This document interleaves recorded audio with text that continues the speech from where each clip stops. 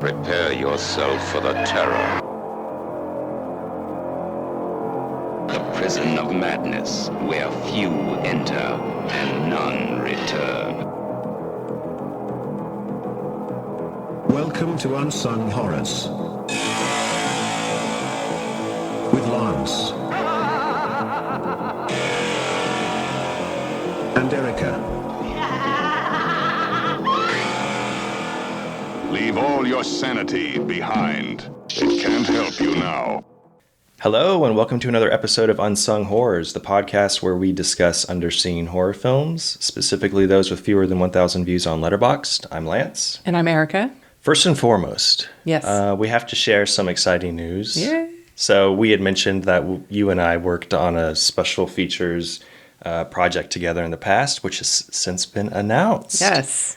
Dreamstalker. Hell yeah. Yeah, TerraVision is releasing this bad boy. And we have a visual essay included. Yes. So very excited. First of all, I want to thank you, Erica, for inviting me on this journey. This is my first contribution to a special features release. I would not do this without you. Well, thank you, because I'm very excited about it, because it looks badass. The cover by Earl Kessler Jr. the slipcover. Yeah. Looks fucking awesome. It's amazing.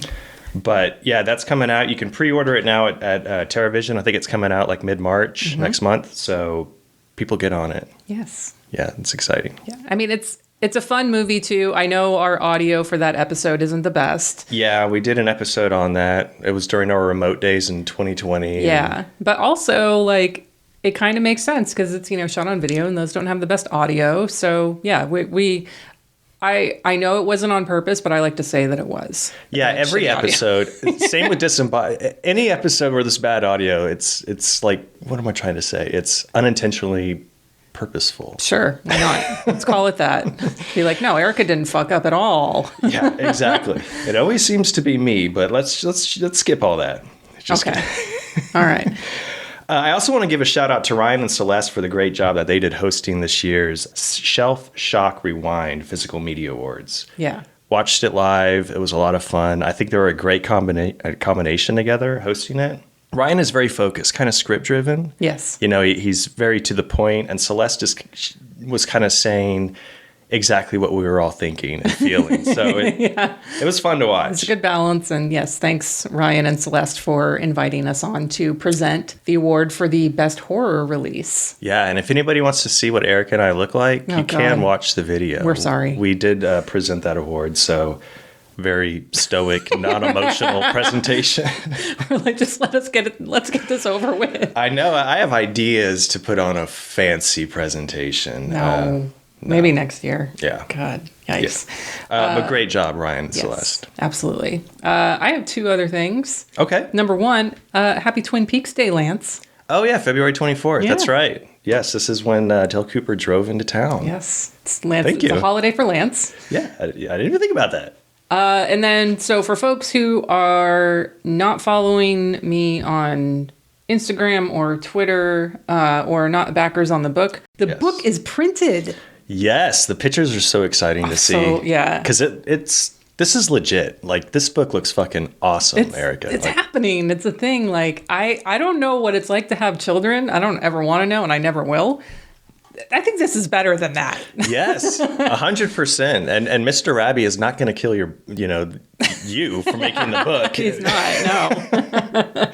No, yeah. The Sweetest Taboo is happening. There's visual evidence of this. Yes. And I can't wait for the physical evidence to be in my hand. Yeah, it's very exciting. I'm massive thank yous to Zach for, pushing me on this, for Lance for being an annoying cheerleader on this, and also drawing an amazing original comic that's right smack in the middle of the book. Yeah. So right when you open it in the spine, is it that? Is it, I don't remember we'll the find exact out. Page number. I don't want to spoil it for anyone. That was a lot of fun. Like Haunt Love had asked, when I tagged him in the pictures, he was like, oh, is there pictures on the inside? And I was like, no, I asked. But then I thought about it and I was like, no, you don't get that. This is as much as y'all can see for now, because that is all I'm seeing right now. So. Yeah, that's a good call. Yeah. Like, just, open it and see everything for the first time. It's going to be that much more special. It's super fun. So should be here. It's shipping next week. As of when you guys are listening to this, if you're listening day one on Wednesday, it will probably be on a truck on its way to a port, on its way to a boat, and hopefully a fucking megalodon does not eat the ship with my books on it, because that's the way the shit's been going with this whole thing. But oh shit, I should have them in 4 to 5 weeks roughly. So, and shipping will start immediately. All you folks who are on the wait list for it will be notified. Everyone else, like, oh, please buy it, because I'm severely in debt, even with the Indiegogo. Yeah, anyway, you'll make it back. Yeah, and not to rub it in anybody's faces, but I will probably be the first backer to see it. Yeah, he will actually. So, yeah, I'll be, because I'm going to call him when the pallets show up. I'll bring my gloves, dolly, and my back brace. There you go. Oh, you have a dolly? Sick.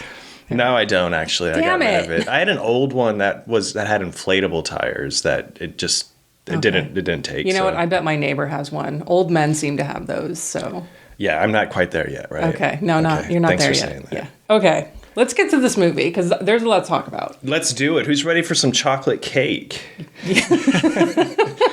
Okay, we're going to be talking about An Eye for an Eye, also known as The Psychopath from 1973. It currently has 201 views on Letterboxd. You can watch it on Cape of Forgotten Films at rarefilm.com. Everybody should have this site bookmarked if you don't. Mm-hmm. It's the best. So the summary is a simple one. We have Mr. Rabby, who is the host of a local children's television show, and he's aware of some local children being abused by their parents, so he breaks into their homes to murder the abusive parents.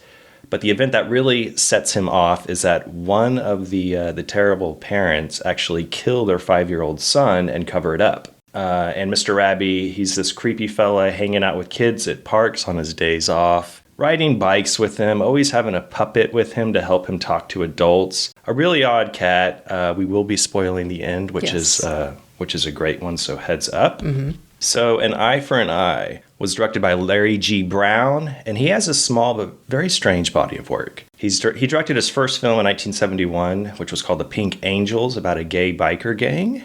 It's included in an older Mill Creek 12 movie DVD set called Savage Cinema, which I had ordered. It was very slow. I ordered it a couple weeks ago. It was very slow coming, and I was like, oh, well, I'm not going to be able to watch it. But I got it yesterday. Oh, there you go. So I was able to watch it last night. It has a couple of the main actors from Eye for an Eye in it. It's about a gang of 6 bikers, all are gay, who are riding down the coast to LA to attend a drag ball. And it's really only 3 bikers because they each have a sidecar. Okay. But right away, Tom Basham, who plays Mr. Rabby in An Eye for an Eye, is on screen in drag, and he looks great. They all look great throughout the movie. Okay. Wait, so is it a gang if it's only 3 motorcycles? Or does gang have to be, is it number of people? I would say it's a number of people. Okay. So there's 6 people, only 3 bikes. Okay. I mean, that's not a very intimidating biker gang, though. It isn't, but these guys are intimidating. Okay. When they make stops along their route, along the coast. Small but mighty. All right. Small but mighty, all right. Yes. They really act the part of a biker gang, although it's not their actual personas. Okay. So they want to play tough around, when they stop at diners and stuff. But Tom Basham has this fake handlebar mustache. So he looks great in this movie. Bruce Kimball, who's also in An Eye for an Eye, he wears this huge fake beard. He has a helmet with a little swastika flag on top. Oh, boy. Again, they're trying to play the part of these badass bikers. Yeah. Tough guys. Dan Haggerty and Michael Pataki play tough bikers. Oh. They're not in the gang, but they're another biker gang who show up, and the six guys, the Pink Angels, are having a picnic, and complete with martinis and candelabras on the picnic table. Oh, wow. And these tough guy bikers pull up. They all kind of party together, and before the Pink Angels leave, with all the other guys passed out drunk, they put makeup on them and bows in their hairs and beards. So the biker gang wakes up extremely upset. They want to find the Pink Angels, get revenge, and kick their ass for dressing them up. Okay. And when they finally get to LA to this ball that all the Pink Angels are dressed up in drag, they don't know it's the Pink Angels and they all fall for them. I mean, it's a silly, silly movie. I absolutely loved it. It sounds like it. Yeah, so I read this blurb from the producer, Gary Radzat, who produced Pink Angels, and this little blurb he wrote seems to be a common description about director Larry G. Brown. Mm-hmm. I just want to read it real quick. He says, it started out with the best of intentions and the money came and went. The best part was that we actually got it distributed on film circuit. The characters were picked from the USC School of Film, as were a couple of the women. one of which was an actual hooker who just wanted to be in the film. I know exactly what scenes he's talking about here, but it was a real effort to complete the film since the director was insane and had forgotten to film an ending, which we had to reshoot after everything was wrapped. And it's very true because the ending is one of the most offensive things I've seen in film. Oh, wow. Okay. Like, this movie's kind of a feel-good bonding movie in a lot, just a great hangout movie in a lot of ways. And then obviously they didn't have an ending, so they just threw this ending out there that's very like, it'll knock you over. It'll hit people in different ways. Okay. But yeah, I do recommend it. I couldn't find it streaming. That's why I picked up that Mill Creek set, which has like 12 other horrible biker movies on it. Don't say that. You haven't seen them yet. I haven't seen them. I looked some of them up on Letterboxd, and I think the average rating's like 1.5 stars or so. But okay. I will dive in and become an expert on the subject matter. Then Larry Brown co-wrote and directed An Eye for an Eye, which we'll be covering. Then he directed a movie called Silent but Deadly in 1986. I'm waiting for a fart joke from Lance. Yeah, it was just, this is a Trauma release. There it is. They picked it up and distributed it. It's currently on Tubi. And just so you know, everybody out there that might be interested in checking this out, you probably shouldn't. I watched it, but so you don't have to. Yeah, exactly. That should be my review for most of the movies we watched for this. The poster image on Tubi and on IMDb and everywhere, Letterboxd, has nothing to do with the film. The characters that are on there are not even in it. I'm assuming it's something that Troma did to just kind of make it even more goofier. But it's about like this Russian-U.S. nuclear arms race. So just to tell you how bad it is, it starts off with a U.S. scientist named Dr. Nutsbaum, and he's avoiding these assassination attempts as he's finishing up developing nuclear arms. But the Russians have a poison fart, and they kill him. Oh, my God. So you ingest this formula, and then you go in, and Why the are you assassins... still talking about this movie? Yeah, don't really watch it. Crude stereotypes, slapstick humor, jokes go on way too long. I do have to say, though, the coolest parts is the title card in Silent but Deadly. Deadly is the font used, like Bleeding Skull used, or chopped up font. Okay. And also Michael J. Anderson from Twin Peaks is in it. He's the arm, the little man from another place. He's funny in it. Worse than Heckle and Hype is what I said, I think, in my review. That was basically my indicator to don't watch this, Erica. I watched this so you didn't have to. And then Letterboxd has Larry Brown credited as directing an 80s action film called Final Cut, but this is another Larry G. Brown entirely. Okay. Stephen Thrower detailed this in his book, Nightmare USA. So then I said that Larry G. Brown co-wrote An Eye for an Eye. Walter Dallenbach actually wrote the script. His other films include Las Vegas Baby, starring Stella Stevens and Stuart Whitman, a 1977 movie called Alexander, The Other Side of Dawn, which is a secret to Dawn, Portrait of a Teenage Runaway. I don't know if you've ever seen that. Okay. Then he did a movie called A Great Ride in 1979 about like these two cocky motocross champions. They head from Mexico to Canada. Mm-hmm. I watched this too. It was on Cave of Forgotten Films. Oh, okay. I really enjoyed it. Again, another kind of bonding movie, and nothing really happens, but you just follow these guys. A lot like Pink Angels, but way less comedic, way more drama. And they just get in weird situations. A lot of dead bodies, which was fun to watch too. Okay. Stephen Thrower, though, in Nightmare USA has a great interview with writer Dallenbach about An Eye for an Eye. He mentioned that it was shot on 35 millimeter for about $90,000 in 3 weeks. But again, this seems to be a recurring theme with Larry Brown. He said Larry Brown would find out that he needed more scenes while he was cutting the film, so he spent another 6 months piecing it together, doing a lot of reshoots, which you can kind of, obviously you'll see in An Eye for an Eye. It's definitely cut really weird. You can tell scenes were filmed all together, but, take place later on and spread out throughout the film. But Dallenbach mentioned that Brown would say a lot of stuff like, wouldn't it be funny if, and come up with bizarre ideas, and that he would incorporate these into his movies. So not really by the script. He just kind of played along, seemed to have fun making movies. You can definitely see it in Pink Angels. Of course, and last he heard that Brown was back in Philadelphia taking over his family's machinery business. Of course, this interview is like 15 plus years old. But Yeah. I'm wondering if Larry G. Brown is still around, hanging around in Philadelphia. Maybe he still Googles himself, and maybe he'll end up listening to our episode like the director of The Passing did. Yes, John Huckert. Yeah. Yeah, Larry G. Brown, if you're listening to this. Hi. Yeah, hi. Hit me up. I have some questions.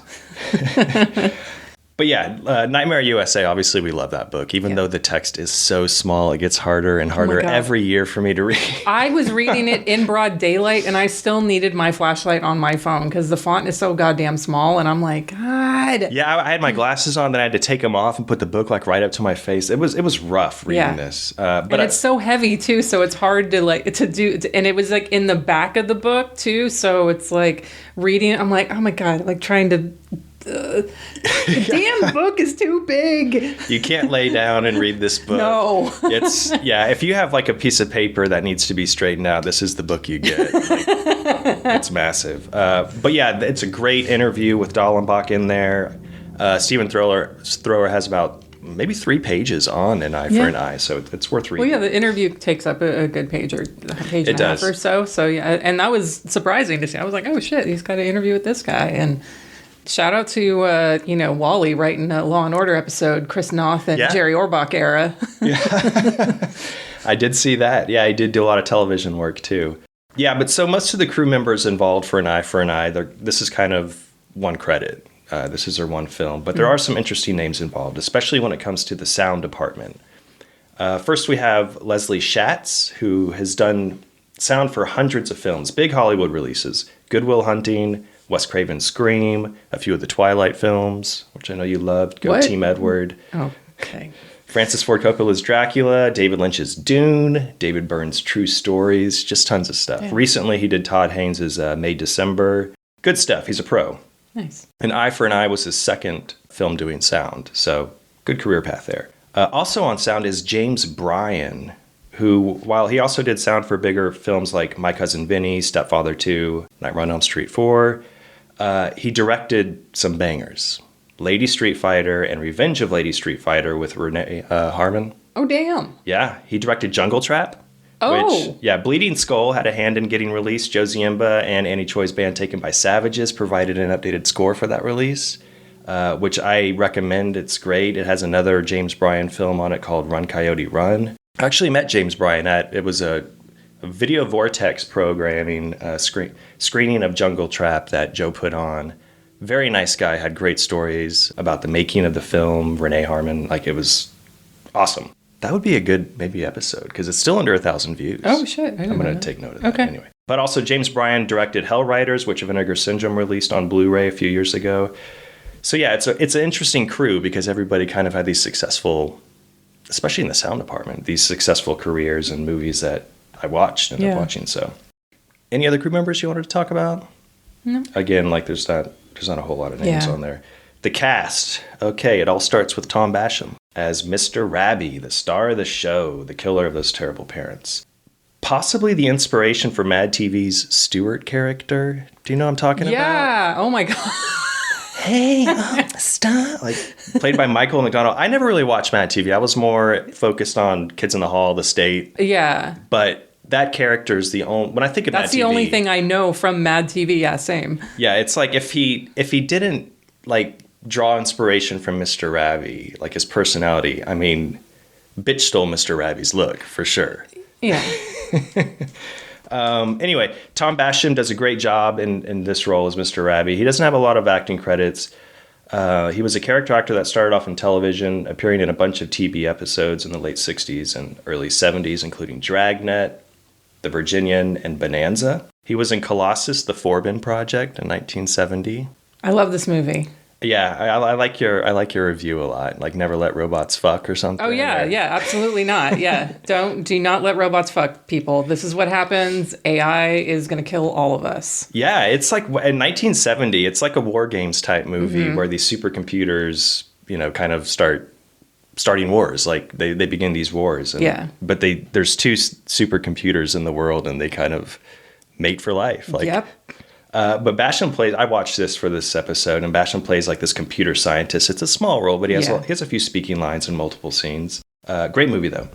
Basham is in the best segment, in my opinion, of Night Gallery, 1969. which is the Boris Segal segment titled The Cemetery. Mm-hmm.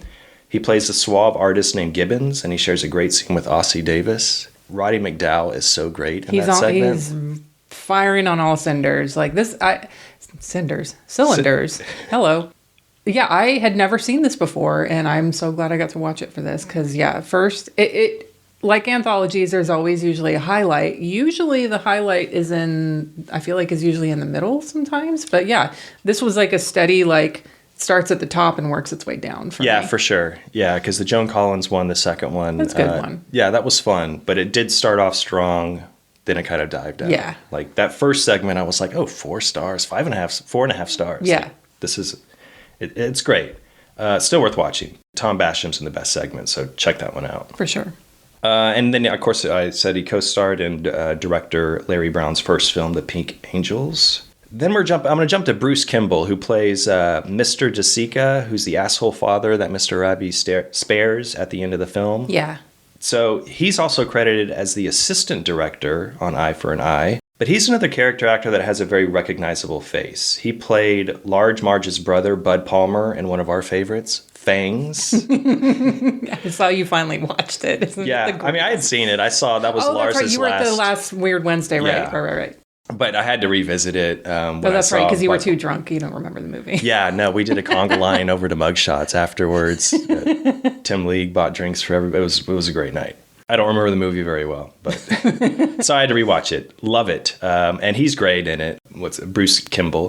He also pops up in Drive-In Massacre as a detective. He's in Roller Coaster from 1979, which the Sparks did the music for. Kimball was in a ton of Lee Frost-directed exploitation films, like The Thing with Two Heads, Love Camp 7, Chrome and Hot Leather, a bunch of other ones, usually playing a cop like in every movie. He's got that look. He does. It seems like everybody in this movie has the look of a cop. Yeah, that's true. But he was in a few Al Adamson films, Brain of Blood, Dracula vs. Frankenstein, and like I mentioned, he co-starred in Larry Brown's The Pink Angels. He's the guy with the fake beard and the big swastika on his helmet. And then I want to hit on the actors playing the cops in An Eye for an Eye. I think they're worth chatting about. The two sergeants are played by John Ashton and Jackson Bostwick. Ashton plays the bumbling Sergeant Harry Matthews, and this is his first acting role, but he's he's best known as playing another sergeant, Sergeant Taggart in Beverly Hills Cop, Parts 1 and 2. Yeah. He plays a cop in Gone Baby Gone. He has roles in Midnight Run, Trapped in Paradise, the Tommyknockers miniseries. Did a ton of television. He's still acting today. Again, this is another guy that has the look of a cop, and that's kind of what he plays. Jackson Bostwick, he plays the other sergeant, Sergeant Graham. He's also credited as an executive producer for Eye for an Eye. And this was interesting to learn because I never knew about a Shazam TV series from the 70s about the DC superhero. Mm-mm. And Jackson Bostwick played the title character. He was Captain Marvel for a few years, which... Wait, the woman? No, it's very confusing, but Shazam, the DC character, is also known as Captain Marvel. What? But there is a Captain Marvel character. Don't. So, but what was more interesting about this Shazam TV series from the 70s is Snaky Bender himself, Les Tremayne, has a recurring role like the whole series. It's weird. I was like, what? I just watched things. Snaky. But anyway, Bostwick, he's also in Pink Angels. He plays a hitchhiker that the bikers pick up. Funny scene. But I did watch a few of his movies that I had never seen. One is the 80s slasher in the woods film called The Prey, where he plays a ranger with the Forest Service. Yeah, I've never seen that. He looks kind of like a bearded Zephron from time to time. Okay. Like, he's a good-looking guy. Like, even in Pink Angels, even when, as Sergeant Graham in here in Eye for an Eye, he's a good-looking guy. But in The Prey, he really stands out. Okay. But it's so fucking boring. Okay. The Prey, mainly just nature shots. Arrow released this back in 2019. It almost becomes, enjoyable to the point of how calming it is. Okay. This is a white noisemaker. It'll put you to sleep. All right. Then, finally, I watched The Cat from Outer Space. Yeah, I saw your review. How dare you? This is a Disney film from 1978. So Bostwick apparently provided voiceovers. He's not in the movie. I wasn't sure which he provided, but it was fun. Basically exactly what the title is. It's way too long. but it's still ridiculous enough to just keep you intrigued. Okay. Listen to the tagline. Mysterious visitor with unknown powers on our planet for supplies. A 6-pack of tuna? Genius work. Come on, 1978. You can't. Someone got paid for coming up with that tagline. Exactly, Damn. right? We're in the wrong business, Lance. But I watched it not only because Bostwick is credited to providing voice work, but another cop from Eye for an Eye, is in it. Actor Peter Renaday, who plays the lieutenant, the lead detective, Vince Hayes, in An Eye for an Eye. He plays a bailiff in Cat from Outer Space. What's funny with his career is he's actually a voice actor doing a lot of work for Disney films like Mulan, The Rescuers, The Black Cauldron. He did voice work on a lot of the Batman animated stuff like Mask of the Phantom. He still does tons of video game voice work for like Assassin's Creed, all the Star Wars video games, The Old Republic, Uprising, Metal Gear. Obviously, that's where his paycheck is. But let's get back to Captain Marvel. What? Stop. God. Okay, and then the last cast member I want to talk about is Margaret Avery. Yeah. Who plays the nurse. This is one of her first films, having acted in Cool Breeze, which was one of my Junesploitation picks last year. That's right, yeah. And Terror at Red Wolf Inn before An Eye for an Eye. But her filmography is awesome. She plays, lead roles, smaller character roles throughout her career. Hell Up in Harlem, Magnum Force. She starred in The Color Purple. Her first role was actually in Spielberg's Something Evil in 1972. Mm-hmm. She starred with Richard Pryor in Which Way Is Up. She's done a ton of television, working on TV movies and series, still acting today. Didn't you watch something of hers? Yeah, I watched Riverbend from 1989. I saw Sam Furstenberg was the director, and I was like, oh, hell yeah, I'm in. Dumb action movie, give it to me. And that's not what this movie is at all. But, it would fool you into thinking that because of, the poster. It's got Steve James on the front, which was cool. You don't normally get to see him in a lead role. He's usually, playing second to, Michael Dudikoff or something. Right. Which, that sucks because Dudikoff's a fucking charisma vacuum, and Steve James is awesome. Yeah, he is so boring. It's interesting because it's set in 1966 in a small Georgia town where the sheriff is so uncomfortably racist. It's okay, it's 60s Georgia, you're gonna have a racist sheriff. No, every other word out of his mouth is a fucking epithet. He is just it's to the point where it's almost uncomfortable to watch because it's that much. And so Steve James is a Vietnam veteran, and he's being court-martialed because he wouldn't follow orders. He and two of his direct reports end up in this Georgia town after they escape from the military police, and they find out this sheriff is just killing black people left and right, raping the women, and he's getting away with it. And so Steve James is like, let's get all the black men in the forest. We're going to do a training montage. We're going to fucking take over this town. And so it's more of a race relations drama than an action movie. It's trying to sell itself as an action movie. Right. But, he still is showing off his muscles and doing all that. He's doing action movie actions. I don't want, but it's not an action movie, So it's the premise sounds like one, but it's really not. Right. So he's loading up his gear. There might be montage scenes of that. There's a training montage with a score that does not fit in a movie that takes place in the 1960s at all. It feels like it should be an action movie. And there's one point where Steve James is fighting with the racist sheriff, hand-to-hand combat.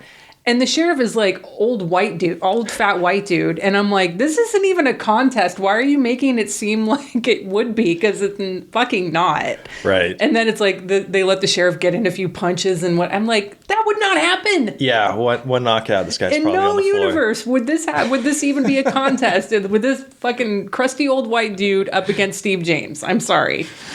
Well, how's Margaret Avery? Is she good in it? Yeah, she's good in it. She plays the love interest. Her husband she kind of gets over her husband really quickly. Respect. But, Steve James shows up, and how are you going to turn that down, Yeah. So, but yeah, she's good in it. She's the heart of the movie kind of thing. So, she is in this movie that we're going to talk about. Yes. This movie is great. Yeah, it's always fun when, and kind of impressive when we pick these underseen horror films and we check out the other work of the cast and crew, and it's like so much stuff we love. Yeah. And it's good to see that people have like long careers after some of these movies we Yeah. pick.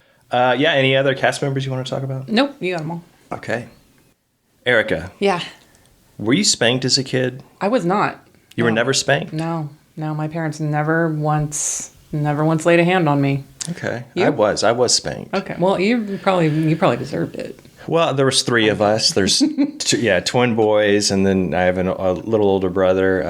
A little older brother. He's a little older. Yeah. Like 2.5 years. Ryan's 2 years old. Yeah, okay. He's not littler, but he's a little older. Anyway, so there was probably a reason for my dad to pull out the belt and whip. He didn't. It wasn't a hard whip. There were no marks or anything like that. Mm-hmm. But yeah, I was interested because obviously this movie, An Eye for an Eye, focuses on abusive parents. Yeah. Some of them are way more extreme than others, especially the ones that beat them so hard that they killed their 5-year-old child. Yeah, and I added it to my even more child kills list, but I felt really icky doing it. No, don't feel icky. No, because like I've excluded certain like death reasons for, from the book and from my reasons, like,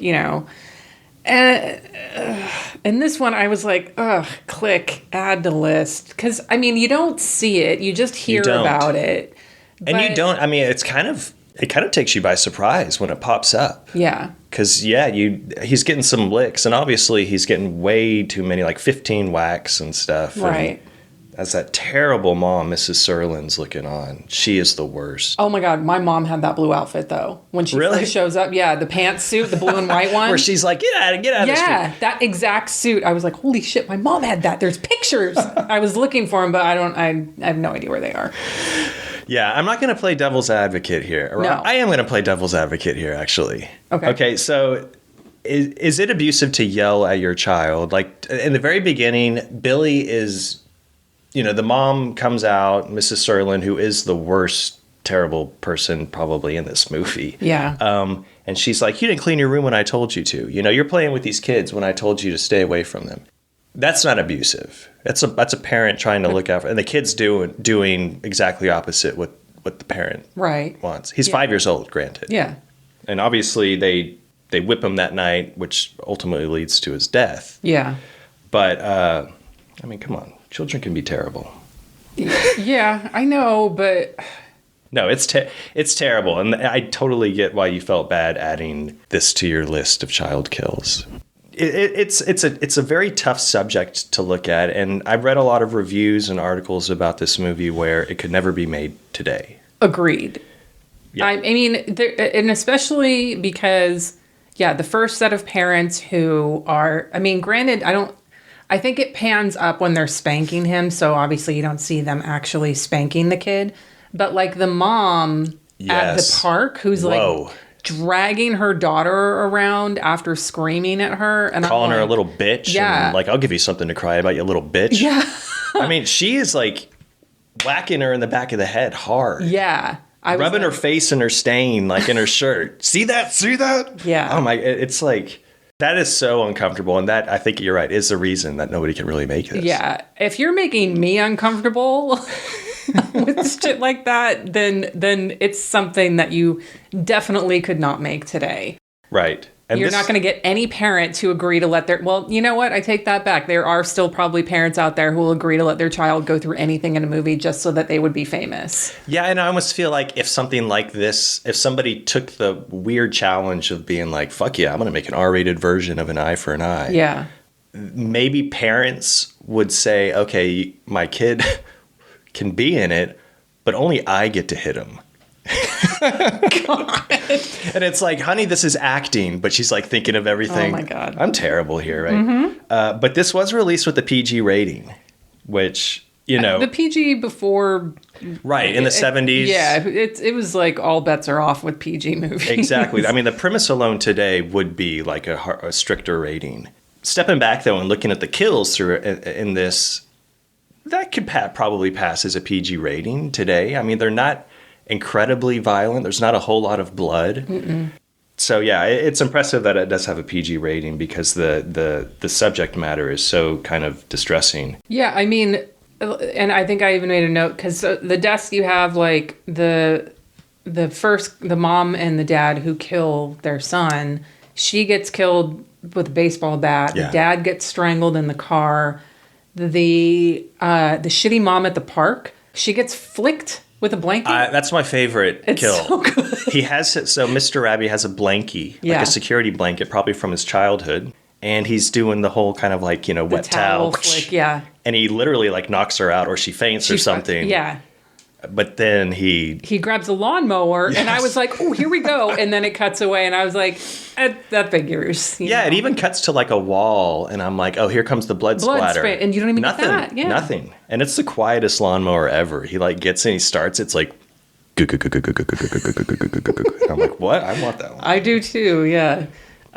He steals some like medical files, and he kills a couple more parents after that with a knife. And Yeah, again, Jefferson. that's all off screen. Jefferson's parents, you see him like lifting the knife and like bringing it down, but that's it.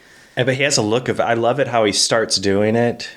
Obviously they're killed. He goes to the window, looks out for a bit, and he comes back for more. And he has this look of ecstasy on his face that Yeah. I really appreciate. It's creepy. I mean, obviously the best kill is what we're going to get to in a bit, but Yeah. the double kill Yeah. at the end. Yeah, and I didn't point out the composer for this film. Yeah, I know you didn't. And I saw in Stephen Thrower's write-up, he was like, Mm-hmm. oh, the score is really great. I was like, are we listening to the same thing here? Because, like, I'm on Stephen Thrower's side. really? Yeah. Okay. So Country Al Ross, he did the music. Okay. And I love how unhinged it is. There is this recurring melody throughout that just sounds like it's from, like a Mr. Rogers' Neighborhood. I think Yeah. you knew the assignment. To me, I started watching it, and visually it looks like an educational film. Right. You throw the music on, it becomes even more of an educational film. It's like Larry G. Brown's like, hey, show this to parents. Yeah. Like, if you don't do this to your children or you're going to be brutally murdered. But Al Ross, I had to look up his other stuff. There are scenes that are introduced a lot of times, and it's just like this snare drum. ride. The snare drum thing, like when the cops are walking up, like, oh, we got to go check out some dead bodies. Yeah. And I was like, what the fuck is going on with this score? It reminded me of like Ted V. Michaels films. And obviously, I like that quote unquote trash. Yeah. But yeah, Country Al Ross, he did a movie called The Dirtiest Game that was co-directed by James Bryan, the Jungle Trap and Street Fighter director. The premise seemed interesting. I couldn't find it, but a candidate for California state representative decides he needs the hippie vote to win, so he runs on a platform to legalize marijuana. Good for him. So yeah, very kind of ahead of its game, right? Yeah. Then he did an adult film called The Journey of O, which when I read that, I was like, you know what? This sounds like porno music. Like it sounds like it could be in. Yeah. There's some wah guitar, the whole cliched wah guitar, but Yeah. just some of the music. I was completely enamored by it. I loved it. I mean, I liked it, but it's jarring in this movie for, what it is. Which kind of works with the Mr. Rabbit character because he is. My favorite scenes are when he's talking to his therapist or manager, Carolyn. Manager, I think she's the producer of the show. Yeah, she's terrible. She's basically Yeah. just coddling him and kind of, making him like trust his feelings and be Yeah. like as weird and childlike as he is. But the music is so unhinged and doesn't fit. But Mr. Rabbit, when he's talking with Carolyn, those are my favorite scenes, especially like when they're eating dinner and he gets the chocolate cake. Yeah. Which is the best scene. Then at the pool where, he switches moods so drastically and every second he's very childlike and then he turns like very aggressive. Yeah. I don't know. I liked how chaotic, obviously the editing is. When I read more about Larry G. Brown's filmmaking style, he doesn't really have a plan. Yeah. And it's disjointed. The music doesn't fit. Mr. Rabbit's character is just alarming and creeping, and the way he switches on a dime, I loved how it all came together. Yeah. The editing that you mentioned, like there's a couple things, like the eyeball close-ups for one, where it's just like his eyes going back and forth, like super close up. And then I made a note, Karate Cop editing, Jesus Christ. Yeah, there was like I think the door said like police gym or something. Yeah. And all the cops are doing some karate training or something like that. And the editing, I was like, Jesus Christ, this is like a 2020s action movie where it's like 5,000 quick cuts within 1 minute action scene. And I was just like, my brain hurts watching this right now. It reminded me of like Miami Connection or something because it was all like at the camera. Right, yeah. I did love that scene. So I watched this twice, and the second time I loved it way more than the first. And it's those type of scenes that totally just kind of hooked me, is, you know, stuff that doesn't belong and shouldn't be in a movie. Yeah. I loved the cops, and I think the reason I do like this movie so much is Mr. Rabbit is the central character, but you spend most of the time watching these stupid cops trying to solve these murders. Yeah. And they're horrible people. They don't do really anything to protect and serve. No. Which, in that regard, they're playing police perfectly. That's true. And one of them, the main lieutenant, he's kind of abusive too when he's speaking with Margaret Avery, the nurse. He grabs her arm and he's like, what are you talking about? Like, tell me what you're talking about. But yeah, I think they're fun to watch. I think they all have their own, you can tell them apart, and their characters, I think, are just so, you know, one of them is really stupid. The other one kind of is working closely with the lieutenant. Yeah. I just think they're great scenes. I have a love-hate relationship with these cops. Yeah. So yeah, Mr. Rabbit, I want to talk about Tom Basham. Okay. Yeah, I mean, he's really what makes the movie. And I think my first note when I started watching this the first time was Pee Wee Herman and Mr. Rogers had a kid. And then throwers right up references like a Pee Wee Herman-esque type character. He's got this sort of childlike innocence where like he just wants to entertain children and that sort of thing. So... Yeah, no, Heather Drain in her Dangerous Minds article, she references Pee Wee Herman a bit too. Okay. A lot of the reviews and stuff, it makes sense. People go to Pee Wee Herman. Sure. I think James Bryan in an interview I read too even said like, I saw Pee Wee Herman, you know, a couple of years later, the character, and I honestly thought was Mr. Rabbit was Tom Basham inspiration for Pee Wee Herman's character. Yeah. So it makes sense because Pee Wee Herman is always on the side of kids. You know, I grew up watching The Playhouse. And I loved Pee Wee Herman. And as I was watching Mr. Rabbit, just oblivious to the world, how he's acting with children, how he plays with them on the weekends, on his days off, how he goes to hospitals and he gets lost in like their eyes. Like it became a creepy factor. And then all these interviews and scenes of Michael Jackson kind of popped in my head too. Yeah. And I was like, is he any better? I mean, am I overthinking this and thinking maybe, obviously he's murdering these parents because they're abusive to the children, but does he want these kids to himself and he doesn't want anybody else touching them? Like, it became a very conflicted thought in my head. Yeah, same. That's like you get to a very uncomfortable point with it. And I think it's because you see him acting so much like a child himself. Like, so you mentioned influences like Pee Wee Herman and the Stewart character from Mad TV.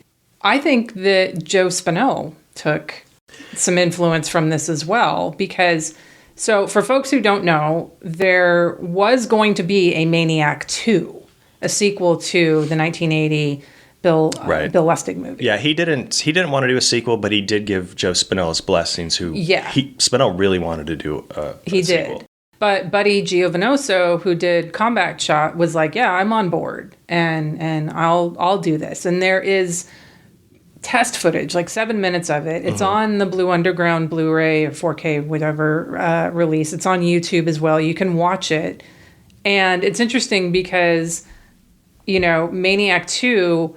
The character's name is Mr. Robbie. Right. And he's a children's TV show host, and he's getting letters from children about their abusive parents, and he's killing them. And this is the rated R version of that movie and what it could have been. And goddamn, I miss you, Joe Spinell, and I wish you would have lived to make this movie. I know. Yeah, they cut that. I was reading they cut that 7-minute little promo trailer that they put together in 1986, and Spinell spent years trying to get financing for this to happen, and they ended up landing financing, but before they started pre-production, he passed away in 1989. Yeah, I mean, it's got to be an influence because I was listening to interviews of the director where he was saying, yeah, Joe came up with this idea about Mr. Robbie, and I'm sure Spinell would have come clean and said, I watched this movie in 1970. Yeah. It's too close for him to not like have seen it. Yeah. I never wanted to do a sequel to Maniac. Joe did. So I did not stand in the way of Joe going and doing a sequel. I call up Joe about 10:30 at this bar, and I just say, hello, I'm looking for a guy named Joe Spinell. Is he there? The bartender says, hold on. So Joe Spinell gets on the phone, and we just start talking. I told him how much I loved him in Maniac, and I was a fan from the other films I'd seen him pop up in. So he says, let's meet. I said, okay. He says, all right, come in tonight. I go into Manhattan, I meet him at this bar. He's at that point just agreed to do the film, and that's when I realized that we didn't have financing, we didn't have anything. All we had was Joe Spinell. You know, Joe Spinell was a very sensitive guy, and he really, he loved people, he really loved women. And he was telling me that when Maniac came out, a lot of women's groups really hated the film. He was really hurt by that. So he pitched me the idea of this kiddie show host, this guy who runs a kiddie show. He dresses up in clown face, but he gets these letters from abused kids that are being beaten and tortured by their parents. So his idea was to have this guy, Mr. Robbie, go out and kill the abusive parents. It was perfect. I started thinking like, God, obviously I love Joe Spinell. Mm-hmm. He's one of my favorites. Maniac is a perfect movie in my mind. But him as a children's program, like TV host, I feel like kids would be completely freaked out with. I see that, but I think if you film it as you don't actually see him ever in front of a child's audience, you just see him maybe like after the show where he's taking off his makeup and he's getting these letters from children and things like that. Which is what the promo hints on, yeah. Yeah, and exactly. And so I think if that's what it really would have ended up being, then it's perfect. And it would have been another perfect movie. Because Joe Spinell can do no wrong. Grimy, sleazy, it was all there. Like the kills were so bloody, so maniac. Yeah, it's kind of like an unofficial sequel, although it didn't really.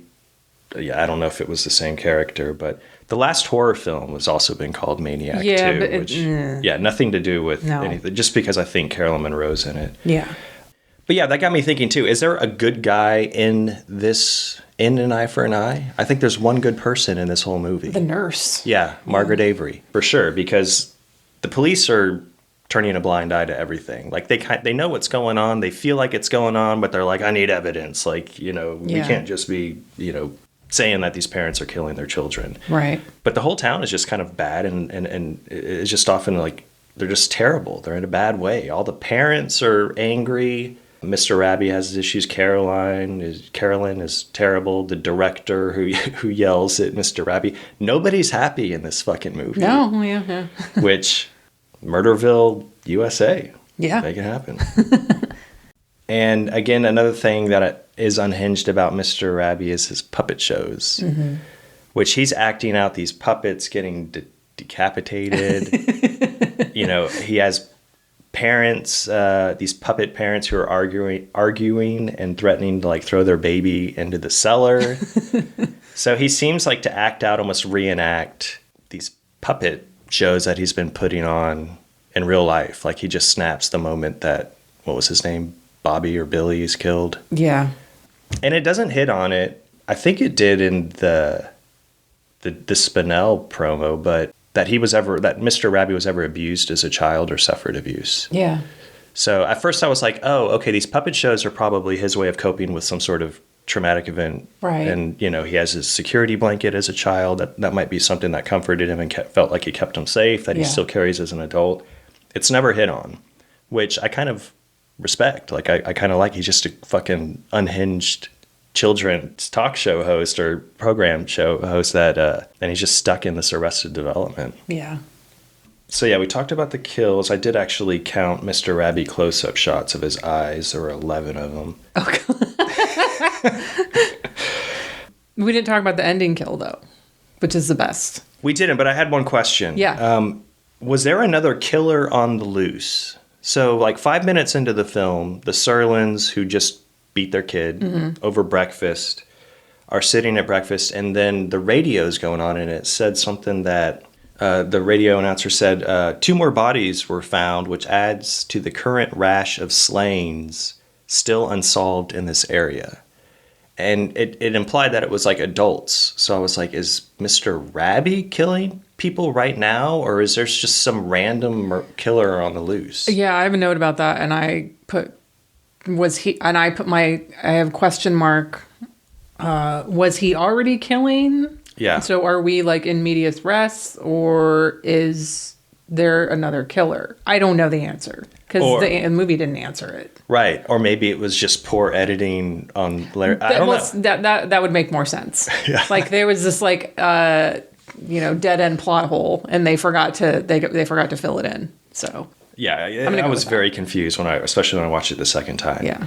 So yeah, the ending, it's the best.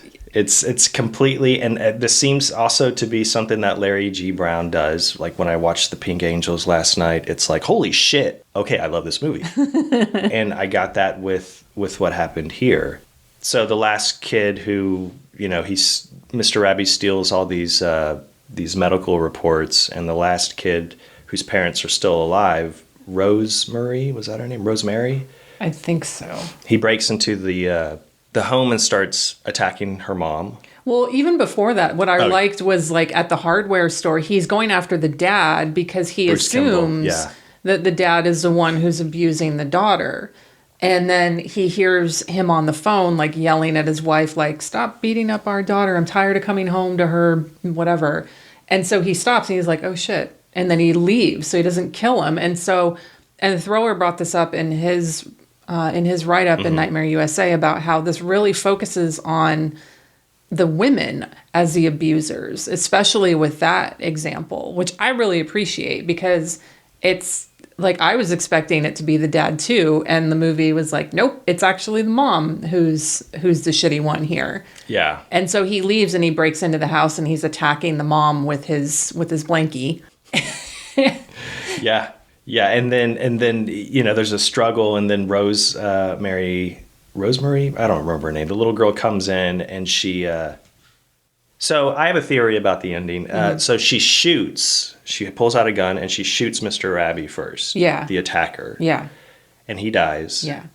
And this is a big spoiler. The mom's like, oh, kind of like, very happy for her daughter, and her daughter shoots and kills her. Yes. Which lovely ending. Freeze frame. Freeze frame. Credits with the child with the smoking pistol. Yes. I have a theory that she was trying to shoot her mom, missed, killed Mr. Rabi. Yep. And then boom, let's agree. I think that's definitely what she was aiming for, and she missed the first time. Whoops. Yeah. And she was like, well, now I got a better shot. Yeah.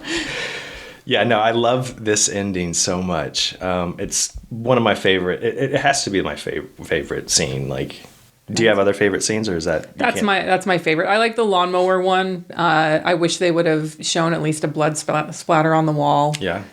I liked. There's a couple of things that like reminded me of like, when he's in the hardware store and he's got the garden shears and he opens them up, and I was like, it's like The Burning. Yeah. But I think about that anytime I see a similar weapon. So the ending for me was really, I was chugging along with the movie. I was like, I like this, 3 stars, and the ending happened and I was like, oh, fuck yeah. Yeah. So yeah, like you said, we were chugging along. The pacing is, I think the first like 45, 50 minutes of this is perfect. First half moves pretty great. Yeah. Yeah. And I think even Thrower threw this out in in Nightmare USA. And I felt it too, before reading his write-up.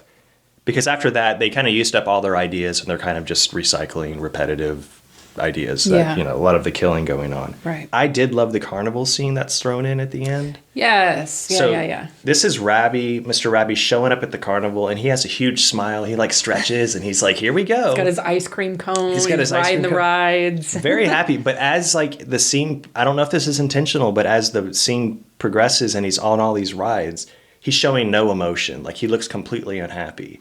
And I feel like that's his snapping point. Like, he's lost all joy in the world. And he's like, I'm just going to go out in a fucking blaze of glory and start. That's when he goes and gets the last victim who, right. Unfortunately, he meets his demise. But he's, like, done with happy living at that point, I feel like. I mean, his show's been canceled and, all that. So, yeah, he's... The abusive parents are still out there, all over the world. There's yeah, I just really felt that scene when I watched it a second time. And then obviously the chocolate cake. That's where his attitude shifts. He's very angry with Carolyn while they're eating, and she lifts up like a paper towel off of a plate, and she pushes a little piece of chocolate cake to him. He's like, "Oh boy, chocolate cake. I wish I had all the chocolate cake in the world." I'm like, Don't oh we my all? God. and then he turns into, to me, David Lynch. He starts spouting off like, fantasy is like a dream, and we all have dreams, don't we? Live out your dreams. Catch a dream like a fish and reel it in. I'm like, holy shit, Tommy Rabbie is turning into David Lynch, and I love this scene. But yeah, an eye for an eye. Love it or leave it? I like it a lot. You can't give me like one extreme or the other. Come on. That's what we do here. Yeah. I love it. Yeah, I recommend it highly. I think if you guys have Nightmare USA, definitely check out Stephen Thrower's write-up about it. I think another thing that he pointed out in his review, and that I do appreciate it, because it's an uncomfortable topic to make a movie about and to talk about in retrospect, but it's a really taboo subject matter coming from someone who writes about a specific taboo. This is the worst part of it, but it's not treated in an exploitative way, because he's not showing it's not lingering on the abuse and like wanting us to revel in it. Right. It's not about that. So I appreciate that. I appreciate that the mothers are the central enemies here, not the fathers. Yeah, we didn't talk about it in the opening, but I like the opening credit font. Yeah. Just randomly, that's a random note I just have on here. That seems to be another strong point of Larry G. Brown. He focuses on the wrong things, but when the credits pop up, it's like, okay, this is strong. Yeah. This is good. Yeah, I agree. I loved it. It's clearly underwritten. It's a mess. It's edited together. Mm-hmm. The music, I mean, we've hit on what a lot of people consider bad about movie making, but I loved it. I love it. I also recommend Heather Drain's article on Dangerous Minds. She had a great quote calling him, what was it, like the Pied Piper, when he hangs out with the children, like the Pied Piper of sunny suburbia or something. Aww. Which is scary to think about. But we'll link her article in show notes. Yeah, for sure. So yeah, double feature. Heather Drain had already picked a double feature on our last episode. She picked The Candy Snatchers for this, which she explains in her article. Mm-hmm. What do you have? What's your double feature pick for An Eye for an Eye? Well, Stephen Thrower stole mine. I'm just going to say that right now. I mean, he wrote it first, so it's fine. He put Don't Go in the House from 1979, which I totally see. It's this whole evil mom. If you've seen Don't Go in the House and you hear the mom screaming at Donnie, she's like, Donnie. Yeah. It's terrifying. So I think that's a great one to go with, but it's not my pick because it's Stephen Thrower's and I don't want to steal from him. So, I mean, I want to go with one that, we've already talked about, but it's because I want to plan my pre-show with it too. So the pre-show includes clips from Pee-wee's Playhouse, Mr. Rogers, Captain Kangaroo, whatever, all these childhood shows. And then in the middle of that, just throw in that 7-minute Maniac 2. Mr. Robbie, yeah. Yeah, Mr. Robbie in there. Perfect. And that's all going to lead up to us watching Joe Spinell in Maniac from 1980. Hell yeah. Double feature. Everybody's seen Maniac. I hope so. If you haven't, it's the best. We hope that you do. That should be in everybody's top 4 Letterboxd, really, but... It's not even in yours. It isn't. No, I'm just saying it should be in everybody's, but it's not. I thought of Maniac too because I thought the same thing. I said play the Joe Spinell, Mr. Robbie trailer in between films. Yeah, and then there's a mommy element in there too. Yeah, he's very childlike. He turns into talking to his mom in his apartment. Yeah. If you can't stand the heat, get out of the kitchen, Cookie. That's a good pick. Yeah. What about you? So I thought. First, I thought about A Little Game, that TV movie with Paul Windquist. Yeah, that fucking child. With Diane Baker. Yeah, that terribly creepy kid, just to show how shitty kids can be and deserve to be beaten. Yeah. I think another thing that you could probably throw in with your programming would be the Creepshow wraparound story where the kid Billy is abused by his father. Yeah. And then he gets his revenge at the end. But I ultimately decided on Parents from 1989, directed by Bob Balaban. I love that movie. I do too. It's this dark comedy / horror about a 10-year-old boy who thinks his parents might be cannibals, killing people, serving them for dinner. And it's pretty much completely told from the perspective of this 10-year-old boy, Michael. So while his parents, you don't really see them being abusive, although the dad, played by Randy Quaid, does get very violent at the end. It's interesting in that it portrays how a child might think their characters are evil and they're up to no good. He listens to their conversations at night, behind closed doors, and he thinks they're kind of up to like malicious things, but also it's just kind of like adult talk, and he's just kind of interpreting it his own way. So you don't know if he's just like this troubled boy with an overactive imagination or if his like suspicions are real. So like Eye for an Eye, it is uneasy and difficult in some scenes. You can't really... Mainly because you can't pinpoint the tone of this film, of parents. They hit on some serious subject matter, but at the same time, like, should I be laughing at this? Like, it's funny, and I love the way it's presented. Yeah, and you kind of worry for the kid in the situation, but at the same time, you're like, okay, let's get on to the really like horror elements. Yeah. But yeah, I do love Parents. I seem to love it more than most, but it has an original score by Angelo Badalamenti. Oh. So whenever I see his name pop up, I get excited. Yeah. Check it out. Eye for an Eye with Parents for like kind of an uncomfortable, should I be laughing at this double feature? Last I checked, it's on Tubi. Yeah, that is it for Larry G. Brown's The Psychopath, An Eye for an Eye. What are we going to be talking about next episode? Next episode is going to come out my birthday week. So that's right. I need to give myself the gift of a dead kid in a movie. 2 in a row. Yeah. And I mentioned during, I think it was Horror Gives Back, that I would probably pick this for an episode, and I'm doing it now. So next month, we are going to be talking about Demon is on the Island from 1983. French film, directed by Francis Leroy. This is about Dr. Gabrielle Martin, and she arrives at an island off the coast of France to become the island's new general practitioner and also to escape her own trauma. At the same time, numerous people's deaths are being caused by items purchased at a local department store, including appliances, toys, all these other random items. And how they're all connected is just the most wonderfully weird thing. So, Demon is on the Island, 1983. This is on Archive, and I put it there because it wasn't anywhere. And I was like, damn it, we're covering this movie. So, hell yeah. Found it from Legal Adjacent, put it on there. We'll link it in show notes. We'll link it in our Discord as well. If you're not joined up with us there, I'll try to remember to post it on Twitter too. But yeah, just in show notes. It'll be in there. So, Demon is on the Island, 1983. Appliances Gone Wild. Not really, but kind of. I mean, are we talking about Joyous Death now again? Is it kitchen appliances? It's not. They're not. They don't move around. There's something. I don't want to spoil it. No. Yeah, no. I'm gonna wait. There's no like fridge coming at you like across the kitchen. Like the Star Wars guy. Gum, gum, gum, gum, gum, gum. Not like that. No. All right, so Demon is on the Island, 1983. Next episode, that's on archive.org. It's under the French name Les Démons dans il. I can't fucking pronounce it. Anyway, I'm not going to try. I'll just go to the link in show notes, folks. If you're not already, you can follow this podcast on Instagram, Twitter, and Facebook, all at Unsung Horrors. You can join our Discord at the link in show notes as well. It's on our link tree on all the other Instagram and Twitter. You can follow me at Hex Massacre on Instagram, Twitter, and Letterboxd. You can follow me on Instagram and Letterboxd at L Schibi. Thanks everyone for listening. We'll see you back next episode. Bye. Bye.